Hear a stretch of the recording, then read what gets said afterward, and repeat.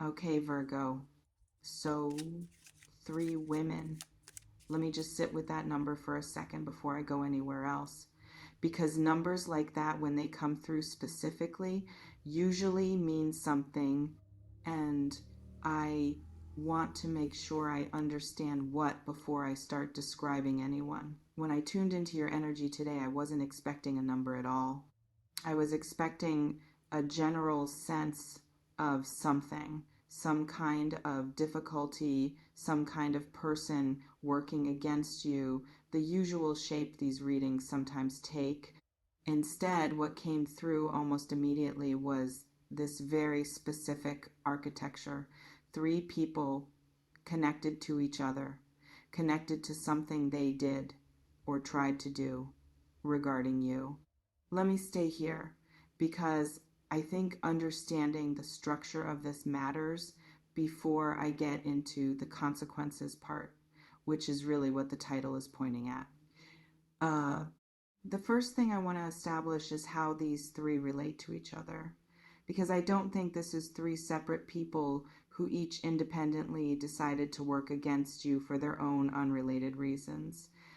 What I'm sensing is something more coordinated than that, not in a dramatic secret meeting kind of way necessarily, but in the sense that these three people know each other, talk to each other, and at some point your name became a shared topic between them in a way that wasn't neutral.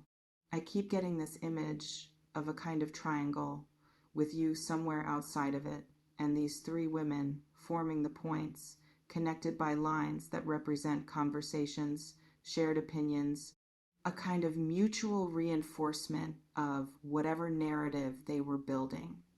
And I want to be careful here because the word plotted in your title suggests something almost cinematic, like a deliberate scheme with a clear goal.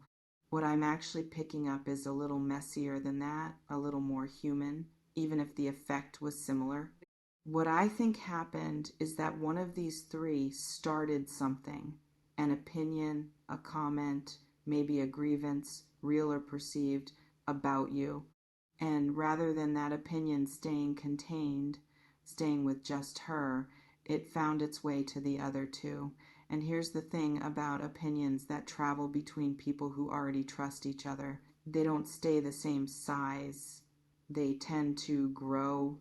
Each person who receives the opinion adds a little bit of their own interpretation, their own grievances, their own insecurities, and passes along something slightly bigger than what they received.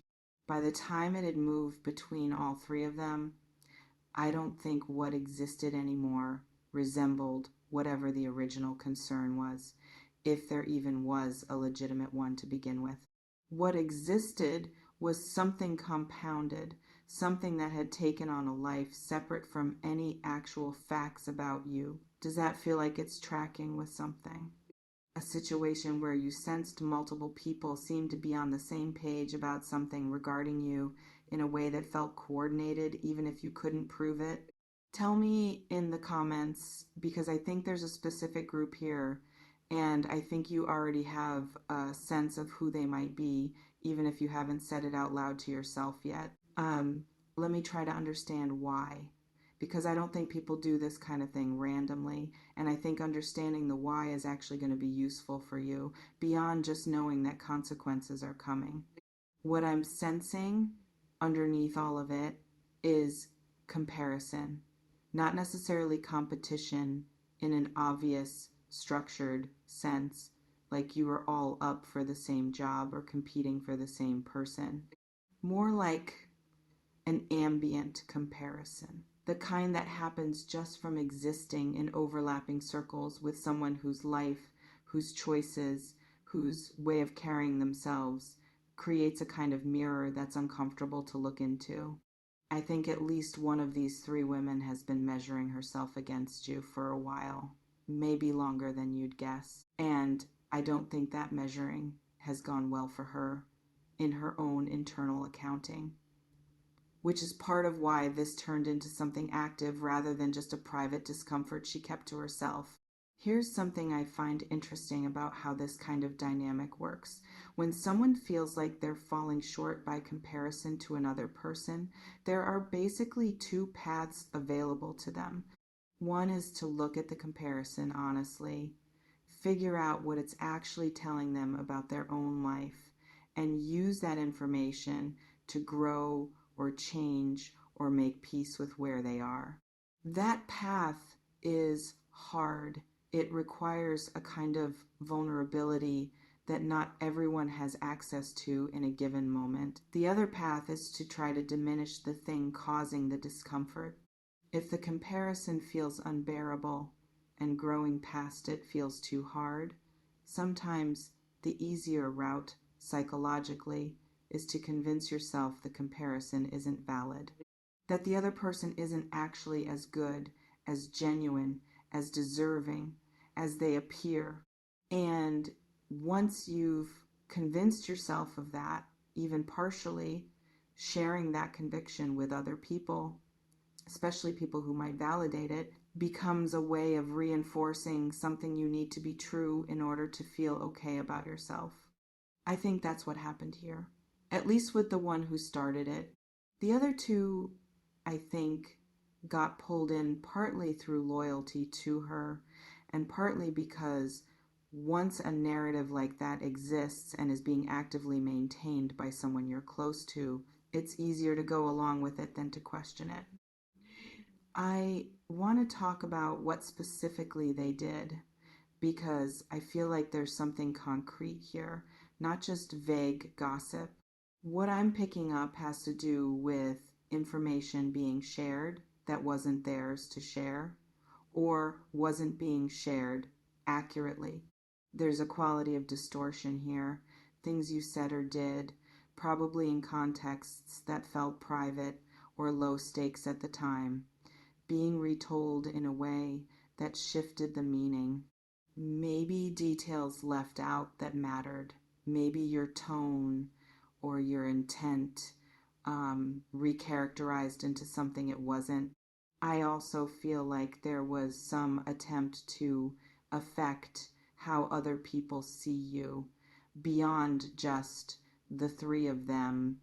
Not a massive public campaign, nothing that dramatic, but conversations with other people in your shared circles where your name came up in a context that wasn't kind, where doubt was planted, where a seed of maybe she's not who you think she is was deliberately introduced into spaces where you weren't present to defend yourself or offer context. That's a particular kind of difficult thing to deal with because it operates in spaces you don't have access to. You can't correct a narrative you don't know is being told. You can only feel the effects of it sometimes in the form of people being slightly cooler toward you than you'd expect, or situations feeling more complicated than they should without a clear reason why. Has that been happening? A sense that something has shifted in how certain people relate to you in a way you couldn't quite trace back to anything you actually did? I think that's connected to this. And I think it's been more extensive than you realized. Now let's get into the trouble part, because I know that's really what this reading is about, and I don't want to keep you waiting on it any longer than necessary to set the context properly. What I'm sensing when I look at where these three women are right now, individually and as a group, is fracture. Not a clean, simple kind of consequence, like one bad thing happening and then it's over. Something more structural, something that's affecting the actual foundation of their relationships, both with each other and in their own separate lives.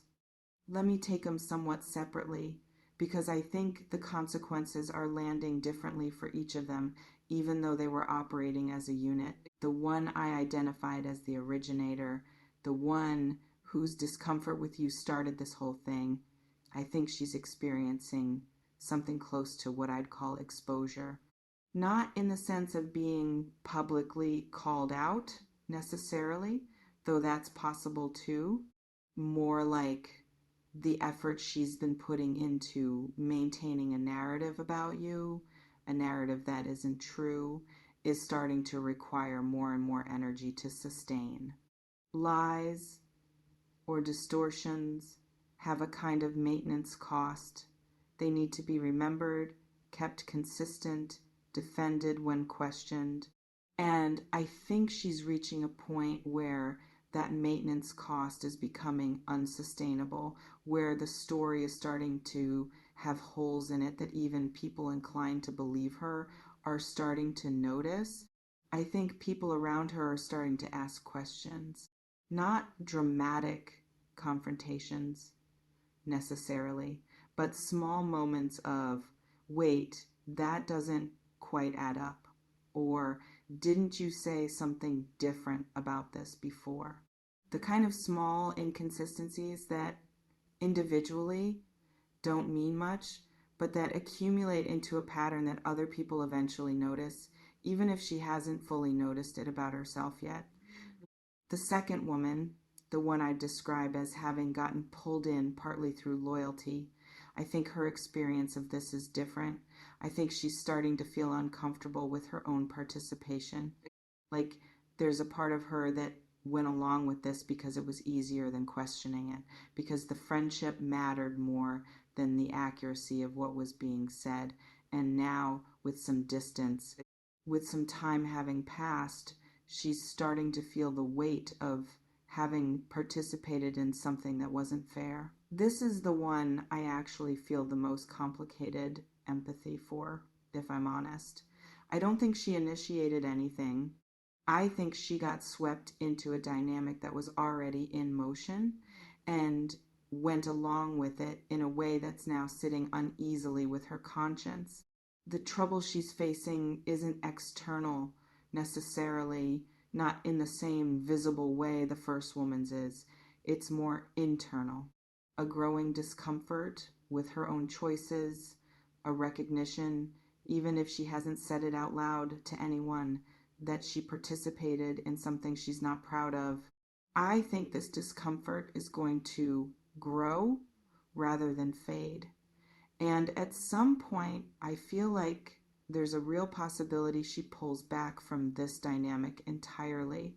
Not necessarily to apologize to you directly, that might be too big a step for her to take, but to quietly distance herself from continuing to participate in whatever's still being said or done. The third woman, I think, is the most invested in maintaining the whole thing, possibly even more than the first. And I think her situation is the most precarious in terms of the consequences I'm sensing.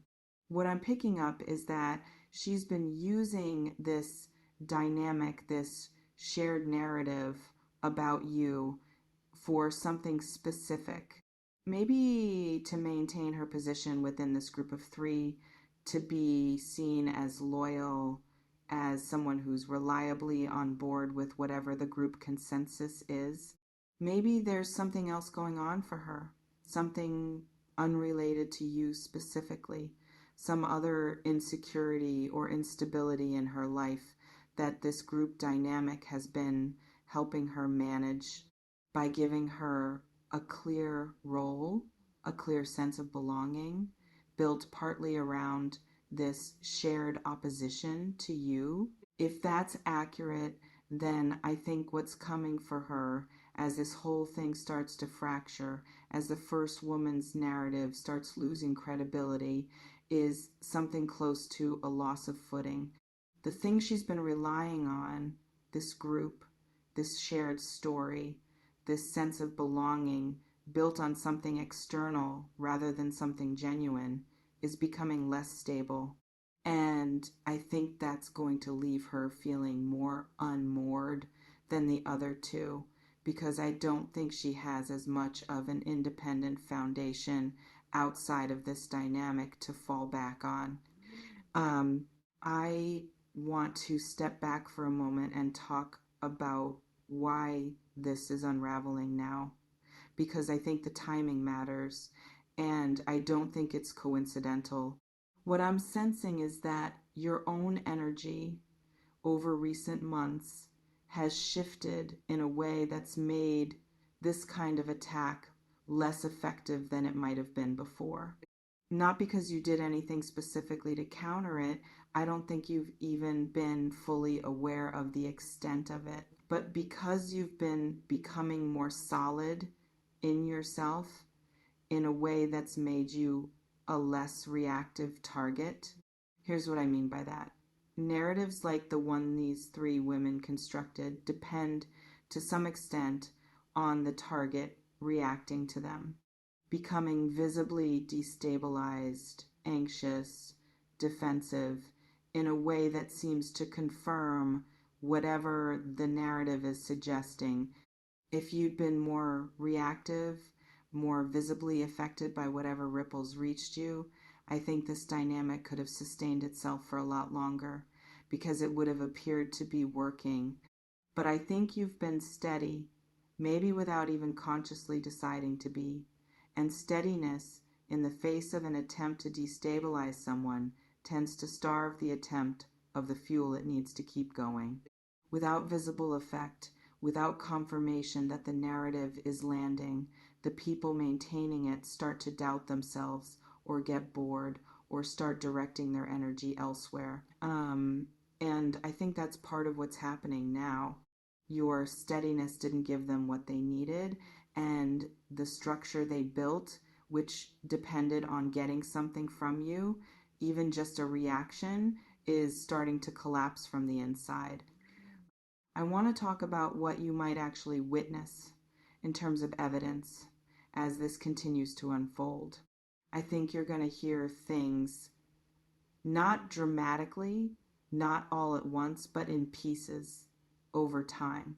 Someone mentioning, almost in passing, that things seem tense between these three lately. Someone noting that one of them said something that contradicted what she'd said before. A general sense, filtering through your shared circles, that something's shifted in this group, that the unity that used to be there isn't quite there anymore. I also think you might encounter moments where someone who was previously cool toward you, someone who might have been affected by whatever was being said, starts behaving differently, a little warmer, a little more willing to engage with you directly rather than keeping a kind of cautious distance. I think this happens as the credibility of the original narrative starts eroding, as people who'd absorbed some version of it start to reconsider based on their own direct experience of you not matching what they'd been told. I want to address something that I think might be sitting with you, which is the question of whether you should do anything about any of this. Confront them maybe, try to correct the record directly, defend yourself in some way. What I'm sensing is that direct confrontation isn't really necessary here and might even be counterproductive. Not because you don't have the right to address it, you absolutely would, but because the unraveling that's already in motion doesn't need your intervention to continue. In fact, I think your intervention, especially anything that looks like a direct confrontation, could actually give this dynamic new fuel. It would create drama, conflict, something for the narrative to feed on again. Right now, without your active involvement, it's just quietly falling apart on its own, under the weight of its own inconsistency. I think the most powerful thing you can do, ironically, is exactly what you've probably already been doing, continuing to be yourself. Continuing to show up in your relationships, your work, your life, in a way that simply doesn't match whatever distorted version of you has been circulating. Let your actual presence be the correction rather than any direct statement or confrontation. People who encounter the real you consistently over time eventually have a hard time reconciling that with whatever they might have heard. And that reconciliation process, when it happens organically through direct experience, is much more powerful and much more lasting than anything you could say in your own defense. I want to talk about something else, which is what this whole situation might be teaching you, beyond the specific drama of these three women and what happens to them. I think there's a lesson here about who actually deserves your trust and your energy going forward, not in a paranoid, suspicious way.